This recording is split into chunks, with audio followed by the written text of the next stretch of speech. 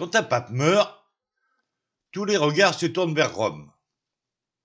Et derrière les grands murs du Vatican, un rituel aussi ancien que secret s'enclenche. Un rituel qui va désigner l'homme qui tiendra entre ses mains l'avenir de plus d'1 milliard de catholiques. Ce rituel a un nom, le conclave. Mais qu'est-ce que c'est exactement un conclave? Qui y participe? Pourquoi enferme-t-on les cardinaux? Et pourquoi brûle-t-on un papier pour faire de la fumée noire ou blanche? Dans cette vidéo, on plonge ensemble dans l'un des processus d'élection les plus mystérieux du monde. Le mot conclave vient du latin cum clave, qui signifie avec clé. Autrement dit, enfermé à clé. Car oui, pendant un conclave, les cardinaux sont littéralement enfermés. Et pas juste symboliquement. Pas de téléphone, pas d'internet, pas de contact avec l'extérieur. Ils restent dans une sorte de bulle, coupés du monde, jusqu'à ce qu'un nouveau pape soit élu. Les seuls à pouvoir voter sont les cardinaux électeurs. Il y en a aujourd'hui un peu plus de 100.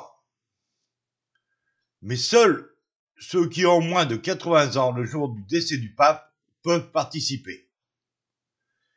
Ils viennent du monde entier, d'Europe, d'Afrique, d'Amérique, d'Asie. Ce sont les plus hauts dignitaires de l'Église catholique. Et parmi eux, c'est forcément l'un d'eux qui sera élu pape. Même si techniquement n'importe quel homme catholique peut être élu. Dans les faits, c'est toujours un cardinal. Le conclave a lieu dans la chapelle Sixtine, ce chef-d'œuvre de Michel-Ange, au cœur du Vatican. Mais les cardinaux n'y dorment pas. Ils logent à la résidence Sainte-Marthe, juste à côté. 2 lieux, mais un seul mot d'ordre. Aucune communication extérieure. Même les agents de sécurité sont tenus au secret absolu. Tout est passé au peigne fin. Les lieux sont fouillés pour éviter micros, caméras ou tout moyen d'espionnage. Le conclave est encadré par des règles très précises. D'abord, les appartements du pape défunt sont scellés. Une tradition ancienne qui symbolise la fin de son autorité. Ensuite, les cardinaux prêtent serment.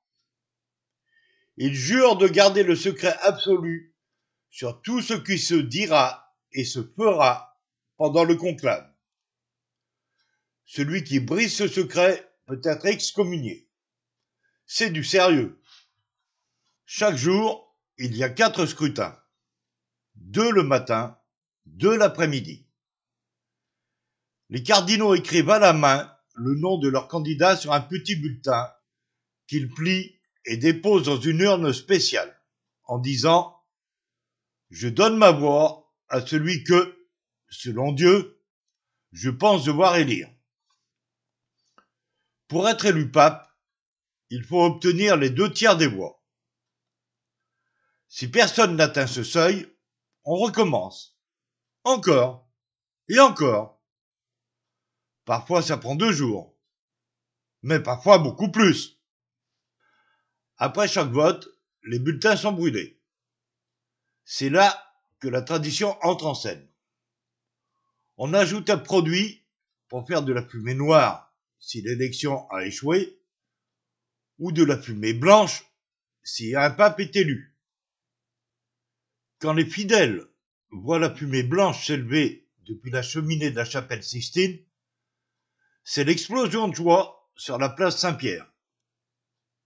Le conclave le plus long a duré plus de 2 ans. C'était au XIIIe siècle. Les cardinaux n'arrivaient pas à se mettre d'accord.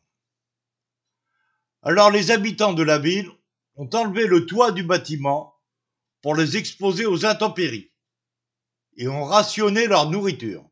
Oui, pour les forcer à élire un pape. Résultat, ça a marché.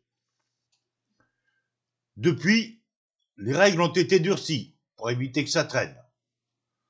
Aujourd'hui, s'ils mettent trop de temps, les cardinaux reçoivent des repas plus simples, voire plus du tout de dessert.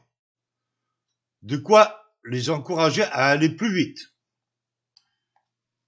Une fois que quelqu'un a obtenu les 2/3, on lui demande: acceptez-vous votre élection comme souverain pontife?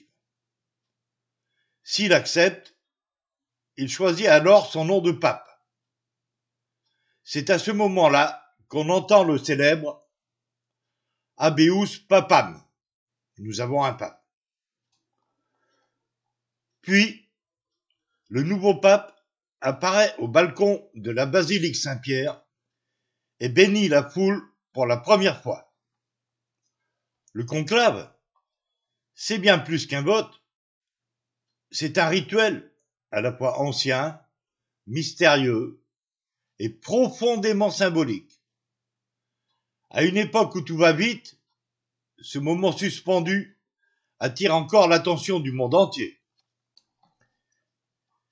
Et maintenant que tu connais les coulisses de cette tradition unique, tu es prêt pour suivre en direct le prochain conclave. Dans la prochaine vidéo, on parlera de ce que fait le Vatican entre deux papes et du rôle du camerlingue. Tu verras, c'est tout aussi fascinant.